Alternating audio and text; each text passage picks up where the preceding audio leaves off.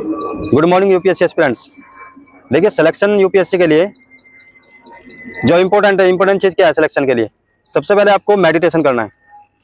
Second thing, आप PYQs previous year questions वो करने हैं। और थर्ड थिंग, आपका सिलेबस क्या है, वर्ड टू वर्ड आपको प्रैक्टिस करनी है। मतलब उसको ओवरऑल समझना है कि what about this, like democracy के बारे में आपसे बात करते हैं, या फंडामेंटल राइट्स क्या है, directive principle of state policy क्या है, फंडामेंटल ड्यूटीज क्या है, ओके, वाटर कंजर्वेशन। ये सब चीज़ें छोटी छोटी चीज़ें हैं जिसको आपको एक इसका बेसिक अंडरस्टैंड करना पड़ेगा। तो अब स्टूडेंट्स क्या करते हैं, जो माइनर मिस्टेक करते हैं, देखो बेसिक क्या है, जब आप बेस ही आपका स्ट्रॉन्ग नहीं है, आपको बेसिक चीज़ें नहीं पता है, तो आप आगे नहीं बढ़ सकते। नॉलेज बहुत हो सकती है। एक यूपीएससी का जो एस्पिरेंट होता है, या फिर नॉन एस्पिरेंट भी ले लो, या जो स्टूडेंट आईएएस की तैयारी कर रहा है, ठीक है, काफ़ी सालों से कर रहा है, 2 साल 4 साल 5 साल, या करने से पहले, उसको उससे भी ज़्यादा नॉलेज हो सकती है और होती भी है, जो एक आईएएस बन चुका फर्स्ट अटेम्प्ट में। लेकिन वो उस व्यक्ति से, उस आईएएस से ज़्यादा नॉलेज रखने के बाद भी आईएएस नहीं बन पाता, आईपीएस नहीं बन पाता। और अपने 5-7 साल, इवन 8-8 साल, 10-10 साल, 9 साल लोग अपने ऐसे मतलब वेस्ट कर देते हैं इस काम के लिए। तो सबसे पहले बताऊं, देखो यूपीएससी एक ऐसी चीज़ है, ये हमारे इंडिया का टॉप मोस्ट एग्जाम है, ठीक है, टॉप बेस्ट और टफेस्ट एग्जाम बोलते हैं इसको। बाकी टफेस्ट कुछ नहीं इंसान के लिए, अगर व्यक्ति कुछ करना चाहे तो। और इसको इसको करने के लिए देखो, सबसे बेस्ट टिप ये है, मैं आपको बताता हूँ। एक तो आप लोगों को मेडिटेशन करना है। जब तक आप पीसफुल नहीं है, आपको सारी नॉलेज जीरो है। और एक, आप सही ट्रैक पर नहीं चल रहे हैं। सही ट्रैक इसका क्या है? पीवाईक्यूज। आप अन अकेडमी का मटेरियल पकड़ लिया आपने, फिर फोरम हाउस पकड़ लिया, विजन आइस ले लिया, अब की बार कोई नया कोचिंग आया तथास्तु, ठीक है, दृष्टि आइस ले लिया, राइज आईएएस अकेडमी ले लिया, सबको आपने कर लिया है।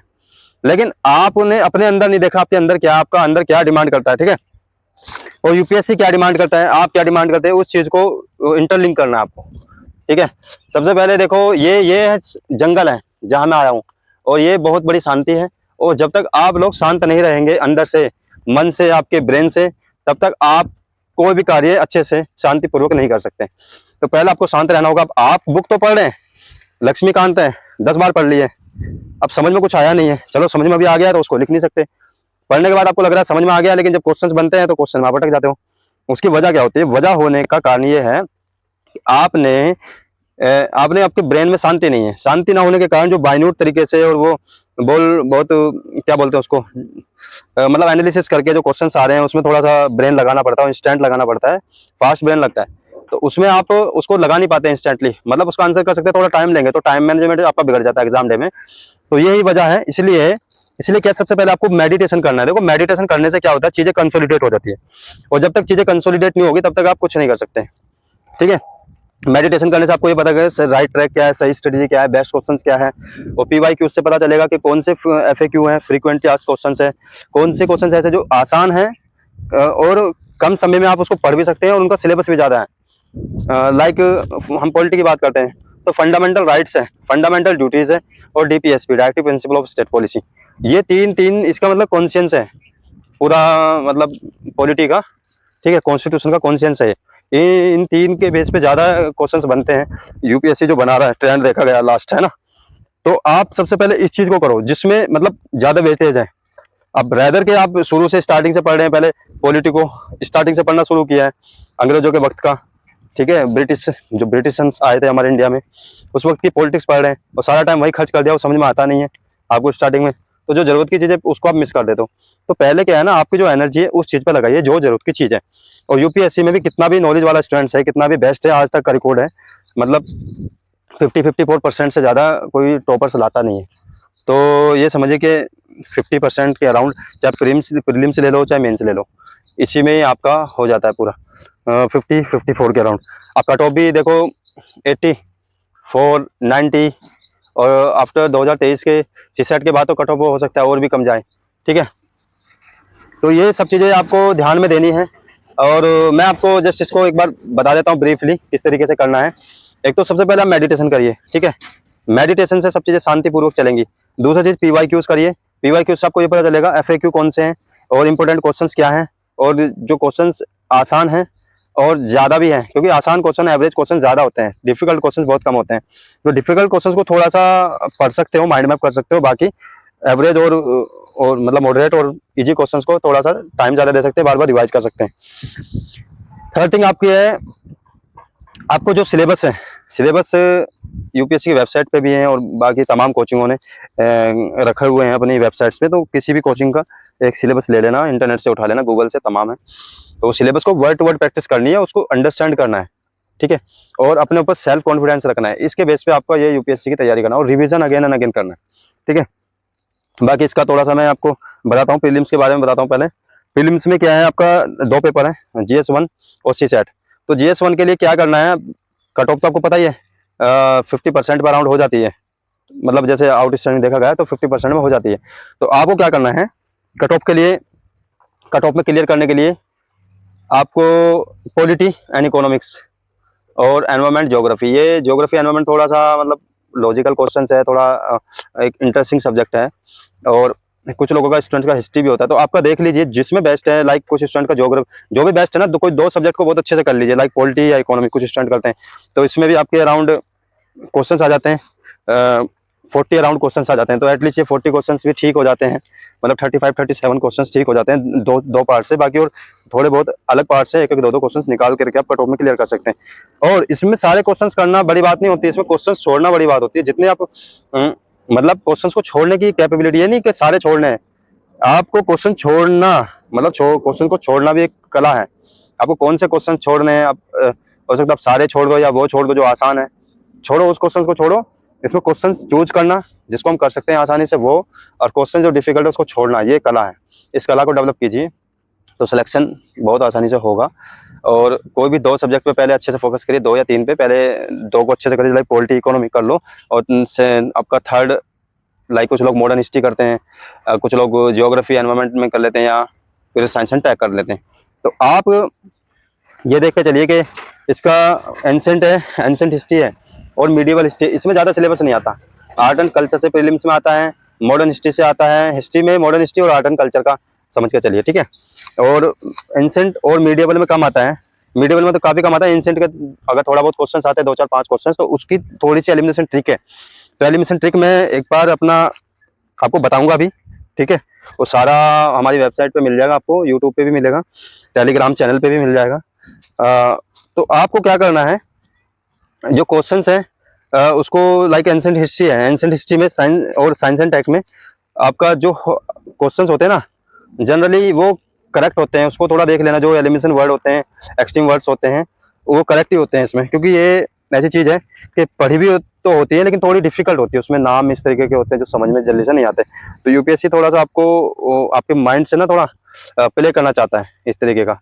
तो हमें क्या लगता है, जो चीज़ें हमें डिफिकल्ट लगती है उसमें गलत ही सोचते हैं कि गलत ही होगा, लेकिन यूपीएससी को भी पता है कि आप गलत सोचेंगे, वो आपके माइंड के हिसाब से चलता है, तो उसको वो गलत ही कर, मतलब उसको करेक्ट कर देता है। कुछ चीज़ें ऐसी होती है जो आसान लगती है, हमने बहुत पढ़ी होती है लेकिन आसान होती है, यूपीएससी जनरली उसको गलत करता है, कई बार होता है इस तरीके का, ठीक है। कुछ चीज़ें ऐसी होती है जो हमने पढ़ी होती है, ठीक है, लाइक पी वेव्स और ऐसे वेव्स की हम एक एग्जाम्पल लेते हैं, ज्योग्राफी का है। ये ऐसी चीज़ें मतलब पढ़ी हुई होती है, हमारे सिलेबस में भी है, लेकिन ये थोड़ी सी डिफिकल्ट टू प्रूव होती है, तो वो करेक्ट होता है। लाइक यूपीएससी सोचता है कि हमने पढ़ा तो है तो होता है, लेकिन हमको समझ में आता नहीं है, हमें लगता है गलत ही होगा, तो यूपीएससी उसी हिसाब से आपको देता है, ठीक है। ये सब चीज़ें देखनी है और पीवाई क्यूज पे फोकस करना है, और सिलेबस देखो वर्ड टू वर्ड करना है, ठीक है। और इसमें सिलेबस आपका modern history, ancient, art and culture, और polity, economy, geography, environment, science and tech और करंट अफेयर्स। अब करंट अफेयर्स की मैं थोड़ी सी आपको बता दूं, करंट अफेयर्स में जो स्टूडेंट्स हैं उनकी प्रॉब्लम क्या है। देखो, जब तक आपके कंसेप्ट क्लियर नहीं है, बेसिक्स क्लियर नहीं है और आपका स्टैटिक क्लियर नहीं है, आप करंट नहीं कर सकते। और करंट अफेयर्स अगर आपका नहीं भी हो रहा है, मैं ये कह रहा हूँ थोड़ा बहुत अंडरस्टैंडिंग तो रखनी पड़ेगी ही पड़ेगी, लेकिन आपको अगर बेसिक अंडरस्टैंडिंग आपको सिलेबस की, आपके यूपीएससी की है, और जो क्वेश्चंस स्टैटिक क्वेश्चंस है उसकी अच्छी नॉलेज है, तो करंट अफेयर्स भी उनसे सारे इंटरलिंक्ड होते हैं। कुछ वर्ड्स कनेक्ट हो जाते हैं, कुछ वोकैब्स कनेक्ट हो जाती है, कुछ नॉलेज कनेक्ट हो जाती है। ये सब चीज़ें इंटरकनेक्ट होकर के आप करंट अफेयर्स का क्वेश्चंस भी आसानी से कर सकते हैं। तो करंट अफेयर्स तो देखो सभी का पूरा क्लियर हो ही नहीं पाता, बस में डिस्टर्ब होने की जरूरत नहीं है, क्योंकि डिस्टर्बेंस होता है ना, जब हम किसी चीज़ को पढ़ते हैं और डिस्टर्ब होते हैं, अपने आप को डाउट करते हैं, तो जो चीज़ पढ़ी होती है वो भी मतलब हमारे पास नहीं आ पाती है। तो अपने आपको डाउट नहीं करना है, उस चीज़ को सोचना नहीं है ज़्यादा, बस आपको ईमानदारी से अपना काम करना है, करंट अफेयर्स को पढ़ना है, ईमानदारी से पढ़ना है, हो जाएगा, ठीक है। बाकी मेंस की मैं बताता हूँ, मेंस में भी ज़्यादा कुछ नहीं है जितना स्टूडेंट डिस्टर्ब होते हैं। और देखो, सारा सिलेबस कोई पढ़ भी नहीं सकता, मतलब आज तक जो टॉपर्स भी हों सारा चीज़ें नहीं समझ सकते, सारा नहीं पढ़ सकते, सारा अंडरस्टैंड नहीं कर सकते, ठीक है, कुछ ना कुछ रह ही जाता है। तो बेसिक बेसिक चीज़ों को पहले पढ़ो, जो ज़रूरत की है उसी से सिलेक्शन हो जाता है। बेसिक चीज़ों से सिलेक्शन हो तो पहले बेसिक को पढ़ो। स्टूडेंट्स क्या करते हैं, पहले बुक्स उठाएंगे, बुक्स को पढ़ने लगेंगे, 10-10 20-20 बार पढ़ेंगे, फिर टेस्ट पेपर उठा के देखते हैं तो एक भी क्वेश्चन सोल्व नहीं होता, फिर उनको अपने ऊपर रिग्रेट होता है, डाउट होता है, तो डाउट की वजह से फिर और नुकसान होता है। तो पहले बेसिक ये है कि एक ओवरलैप करो, बुक्स को माइंड मैप थोड़ा सा पढ़ो, सिलेबस को पढ़ो, और आफ्टर देन शुरू करो आपके टेस्ट से, आपके क्वेश्चन से। क्वेश्चन क्या है, टेस्ट क्या है, राइटिंग करना स्टार्ट करो, MCQs को सोल्व करना स्टार्ट करो, ठीक है। तो आपको थोड़ा सा कॉन्फिडेंस आएगा, हाँ भाई मैं कर पा रहा हूँ, मेरे को रिजल्ट्स आ रहे हैं जो आपने पढ़ा है, ठीक है। और बेसिक अंडरस्टैंडिंग ही चाहिए, इसमें कोई ज़्यादा बहुत बड़ी मुश्किलात नहीं चाहिए, ठीक है। बेसिक अंडरस्टैंडिंग के हिसाब से काम करो। सेकंड ये आपको, जैसे GS1 की हम बात करते हैं मेंस की, तो GS1 का जो सिलेबस है आपका ज्योग्राफी है और हिस्ट्री है, ठीक है, और इंडियन सोसाइटी। अब ज्योग्राफी इंटरनेशनल हिस्ट्री और इंडियन हिस्ट्री है। अब इंटरनेशनल हिस्ट्री का मतलब हमें डाउट होगा यार, इंटरनेशनल हिस्ट्री है यूरोप के सारे कंट्री होंगे, अफ्रीका के सारे कंट्री होंगे, नहीं।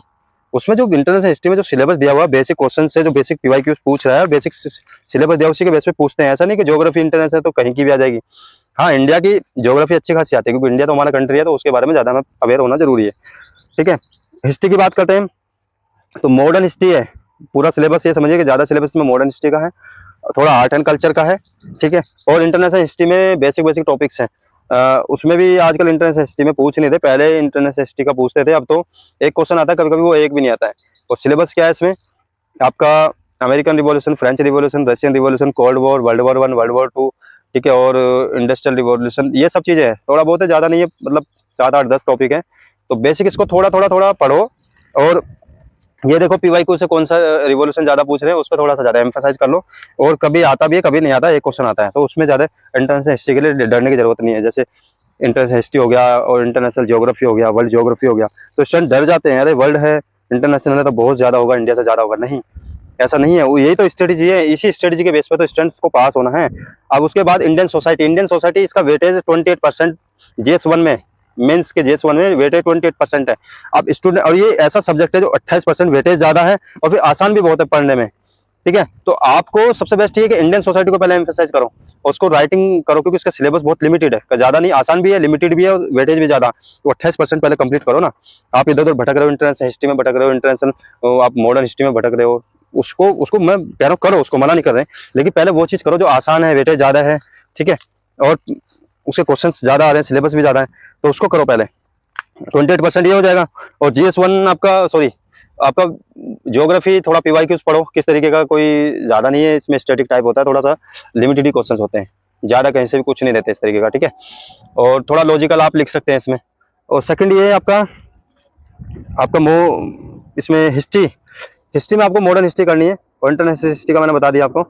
मीडियवल हिस्ट्री इसमें बिल्कुल नहीं है। मीडियवल हिस्ट्री देखो आपका प्रीलिम्स में भी नहीं होता है, माइनर सा होता है भी, तो उसको हटा ही दो मीडियवल हिस्ट्री को, उसमें मेहनत करने की ज़्यादा इतनी जरूरत नहीं, टाइम बचे पहले, उस जो जरूरत के सब्जेक्ट है उनको करने के बाद टाइम बचे तो कर लेना, नहीं बचे तो नहीं करना। और दूसरा ये एंसेंट हिस्ट्री का भी बहुत इसमें है नहीं सिलेबस, मीडियवल और एंसेंट हिस्ट्री का सिलेबस नहीं है। आर्ट एंड कल्चर का सिलेबस है, और मॉडर्न हिस्ट्री और इंटरनेशनल हिस्ट्री का सिलेबस आपको बता ही दिया है, वो 7-8-10 टॉपिक है। और आर्ट एंड कल्चर के जो बेसिक थोड़े थोड़े टॉपिक है वो इंपॉर्टेंट है, वो एक बार कर लेना देख करके, PYQ से करना ज़्यादा बेस्ट रहेगा, इधर उधर ढूंढोगे तो बहुत मुश्किल हो जाएगा। बाकी मैं भी आपको बता दूंगा बेस्ट क्या है, अभी तो फिलहाल मैं शॉर्ट कर रहा हूँ इसको, वीडियो को। सेकंड आपका जो मॉडर्न हिस्ट्री है उसके भी इंपॉर्टेंट क्वेश्चन, जैसे 1857 की क्रांति है, ठीक है, गांधी जी के बारे में, और इंटरनेशनल मूवमेंट है, ठीक है, ये सब चीज़ें बेसिक है, ठीक है। भारत छोड़ो आंदोलन, सिविल डिसोबीडियंस मूवमेंट, ये सब चीज़ें बेसिक है, इस पर थोड़ा एम्फेसाइज करो। बाकी GS2 की बात करते हैं, इसमें पॉलिटी, गवर्नेंस और इंटरनेशनल रिलेशंस है, और सोशल जस्टिस में भी आपका अराउंड ये समझिए कि 28% सिलेबस है, तो उसको पहले करिए, वो आसान भी है। जैसे मैंने GS1 में इंडियन सोसाइटी बताया था, इंडियन सोसाइटी और सोशल जस्टिस थोड़ा इंटरलिंक्ड है, इंटरकनेक्टेड है एक दूसरे से। तो आपको GS2 में सोशल जस्टिस को पहले करिए, ठीक है, क्योंकि सोसाइटी और सोशल जस्टिस एक साथ हो जाएगा। उसमें 28% आपका ये हो जाएगा, क्योंकि हाई वेटेज है और आपका आसान भी है सिलेबस, ठीक है। तो पहले इसको करके, और फिर गवर्नेंस कर लेना, और पॉलिटी को भी साथ साथ करना, पॉलिटी, ठीक है, ये आपका इस तरीके से हो जाएगा। GS3 में आप आते हैं हम, तो GS3 की हम बात करेंगे, तो इसमें इकोनॉमिक्स है, एनवायरनमेंट है, साइंस एंड टेक है आपकी, ओके, और डिजास्टर मैनेजमेंट है, ठीक है, ये सब चीज़ें करनी है। तो डिजास्टर मैनेजमेंट है, इसका भी सिलेबस अच्छा खासा होता है, तो पहले डिजास्टर मैनेजमेंट को थोड़ा सा एम्फेसाइज करो, ठीक है। और आपका इकोनॉमिक्स है, इकोनॉमिक्स को पढ़ लो, कोई भी एक सब्जेक्ट को अच्छे से कर लेना। इकोनॉमिक्स हो गया आपका, लाइक एनवायरनमेंट है, और फिजिकल ज्योग्राफी भी होता है। तो इसमें आसान आसान कुछ क्वेश्चंस होते हैं। फिजिकल ज्योग्राफी मतलब लाइक इकोनॉमिक्स से रिलेटेड होता है, तो थोड़ा सा उसको पढ़ोगे ना तो बहुत अच्छे से समझ में आएगा। और GS4 आपका एथिक्स हो गया। एथिक्स मतलब एथिक्स वो पढ़ने वाला एथिक्स नहीं होता, एथिक्स आपके नेचर में अगर एथिक्स है तो आपको ये पता होगा अच्छे से कि एथिक्स को किस तरीके से लिखना है, क्योंकि आपके अंदर नेचर में एथिक्स है, ऑनेस्टी है, ईमानदारी है, लीडरशिप है, ठीक है, मोटिवेशन है, ये सब सब एथिक्स के वर्ड है। मतलब लाइक फिलोसफी और साइकोलॉजी कनेक्टेड है एथिक्स से। तो अगर कोई स्टूडेंट फिलोसफी या साइकोलॉजी ऑप्शनल लेता है तो एथिक्स में काफ़ी हेल्पफुल होगा, और इवन दो साथ साथ एसए में भी हेल्पफुल होगा अगर फिलोसफी आप लेते हैं, क्योंकि एसए, फिर हम एसए की बात करते हैं। तो GS4 ज़्यादा मुश्किल नहीं है, टफ नहीं है, आसान है। मतलब एक आपके जो नैतिक, क्योंकि एक IAS स्टूडेंट IPS बन रहा है तो उसको सबसे पहले तो उसको ईमानदार होना, एथिकल होना बहुत जरूरी है। तो वो इसीलिए ये सब्जेक्ट पहले रखा हुआ, पहले नहीं था, अभी इसको रखा हुआ है। तो आप एथिकल हैं तो ही आप अच्छे से देश को चला सकते हैं, अपनी जो जॉब है, अपनी ड्यूटी है, उसको अच्छे से कर सकते हैं, लोगों के साथ न्याय कर सकते हैं। तो इसलिए एथिकल होना बहुत जरूरी है। तो एथिक्स के लिए आप क्या करना है, पहले एक लेक्सिकॉन की बुक है उसको थोड़ा पढ़ लीजिए, शॉर्ट शॉर्ट उसमें नोट्स निकालिए, थोड़ा सा खुद से ऑब्जर्व कीजिए, चीज़ों को एनालिसिस कीजिए कि किस तरीके से एथिकल होना है, किस तरीके से जो एथिकल चीज़ें सोसाइटी में क्या एथिक्स हैं, ठीक है, एथिकल डायलेमास क्या है। लाइक एथिकल डायलेमास है मतलब नैतिक के विरुद्ध, डायलेमा मतलब एक उसका लाइक क्या बोलते हैं, टायरनी, मतलब विरुद्ध, अगेंस्ट, ठीक है। तो एथिकल डायलेमास हर जगह हो रहा है, लाइक कॉर्पोरेट्स में होता है, गवर्नमेंट ऑफिस में होता है, विमेंस के साथ बहुत होता है, और रिलीजियस लोगों के साथ एंटी रिलीजियस है, लाइक जो हिंदू या मुस्लिम साथ करते हैं, मुस्लिम हिंदूज के साथ कर लेते हैं, कहीं कहीं पे, मतलब हर जगह तो नहीं है लेकिन होता है, काले गोरों का ये भेद है। तो ये सब एथिकल डिलेमाज है, मतलब ये होता है जनरली आज भी। सब हमारी लॉजिक और हमारे कस्टम, हमारे कल्चर, हमारी थिंकिंग पे डिपेंड करता है। तो ये सब चीज़ें पहले ओवरऑल मतलब उसको समझिए, उसका एक माइंड मैप बनाइए, ब्रेन के अंदर एक इमेज क्रिएट करिए व्हाट इज एथिक्स, वो इसके डिलेमास, फिर उसके अगेंस्ट आप जा सकते हैं, समझ सकते हैं कि कैसे एथिकल डिलेमास हो सकता है, एथिक्स क्या है तो उसके डिलेमास क्या हो सकते हैं, ठीक है। तो एथिक्स का बेसिक ये वर्ड टू वर्ड थोड़ा सा प्रैक्टिस करना और रिविजन करना, डेली रिविजन करेंगे तो बहुत अच्छा रहेगा। अब बात करते हैं एसए की। एसए के अंदर 2 टॉपिक करने होते हैं, बाकी उसमें भी आपको चूज करने हैं, ऑप्शन मतलब 2 ऑप्शन है उसमें, एसए होते हैं काफी सारे। तो उसमें एक तो लाइक आपका करंट इशूज बेस्ड एसए होगा, और एक आपका लाइक फिलोसॉफिकल एसए होगा, मतलब साइकोलॉजिकल, फिलोसॉफिकल, लॉजिकल, लाइक आपकी लाइफ के ऊपर दे दिया है, ठीक है, human nature, human behaviour, human mind के ऊपर दे दिया है, ठीक है। ये सब मतलब होते हैं फिलोसॉफिकल। मैं कुछ बेस्ट एसेज आपको बताऊंगा, अभी तो फिलहाल ये शॉर्ट मैं आपको बता रहा हूँ सब चीज़ें। और आपका जीएस सॉरी, और एक करंट इशू बेस्ड ऐसे होगा, लाइक वाटर के ऊपर ऐसे है, वाटर कंजर्वेशन, वीमेन के ऊपर ऐसे आ गया कि वीमेन के ऊपर भी बहुत चल रहा है इंडिया में, लाइक सती प्रथा के टाइम से मतलब बहुत अत्याचार हुआ है वीमेंस के ऊपर, अभी भी मतलब थोड़ा बहुत रह गया है अत्याचार इंडिया में। तो उसको थोड़ा सा मतलब वीमेन के ऊपर आ जाता है। हेल्थ के ऊपर, हेल्थ बहुत बड़ा इशू है आज के टाइम में, पूरे वर्ल्ड वाइड है, तो हेल्थ के ऊपर बहुत बड़ा जरूरी है। तो ये और बेसिक एसेस मैं बता रहा हूँ आपको, जिसपे आएगा ही आएगा, मतलब आता ही आता है इन पे, ठीक है, मतलब आएगा ही आएगा, 100% आएगा। और आपका क्लाइमेट हो गया, ठीक है, क्लाइमेट के ऊपर, एनवायरनमेंट के ऊपर जरूर आता है। डेमोक्रेसी है ना, आर्ट एंड कल्चर पे में आ जाता है, कभी कभी पॉलिटिकल साइंस पे आ जाता है, ठीक है। आपका आर्ट क्या है, हमारे कल्चर क्या है, कस्टम्स क्या है, उसके बेस पे कैसे आ जाता है। तो थोड़ा सा ना आर्ट एंड कल्चर को ओवरऑल बेसिक अपना थोड़ा समझ लेना, ठीक है। यहाँ अलग अलग, जैसे राजस्थान का आर्ट एंड कल्चर है, पेंटिंग्स है, इस तरीके की चीज़ें हैं, बिहार का है, यूपी का है, ठीक है, कश्मीर का है, उड़ीसा का है, केरला का, ये सब चीज़ें बेसिक ओवरऑल समझ लोगे तो थोड़ा सा जे प्री में भी, मेंस में भी और इसमें भी आपको हेल्प मिल जाएगी थोड़ी थोड़ी, ठीक है। तो यहाँ से मतलब ये सारा जितना भी सिलेबस है ये इंटरकनेक्टेड है, पूरा पूरा IAS का जो एग्जाम है, मतलब प्रीलिम्स से लेकर इंटरव्यू तक सब इंटरकनेक्टेड है, क्योंकि इंटरव्यू में भी आपसे पूछ सकते हैं सब चीज़ें, आर्ट एंड कल्चर के बारे में, वाटर के बारे में, वाटर कंजर्वेशन, क्लाइमेट, ओके, ये सब चीज़ें पूछी जाती हैं वहाँ भी। तो आप इसको प्रीलिम्स में भी लिख के आ रहे हैं, और GS में भी लिखते हैं, फिर उसको एसए में भी लिख लेते हैं, और फिर अगर ऑप्शनल भी आपने कोई रिलेटेड लिया हुआ है, मतलब ऑप्शनल भी एक ऐसा होता है जनरली स्टूडेंट्स रिलेटेड ही लेते हैं जो GS से रिलेटेड, तो उसमें भी ये पूछा जा सकता है। तो ये सब चीज़ें आप करो। बाकी किसी को कोई भी एनी डाउट है, ठीक है, तो आप मुझसे पूछ सकते हो, मैं अच्छे से इसको आपको एक्सप्लेन करूँगा, ठीक है, कोई भी डाउट है। और CSET का भी अभी देखो आजकल बहुत इशू चल रहा है स्टूडेंट्स के लिए, तो CSET के लिए कोई मुश्किल परेशान होने की ज़रूरत नहीं है।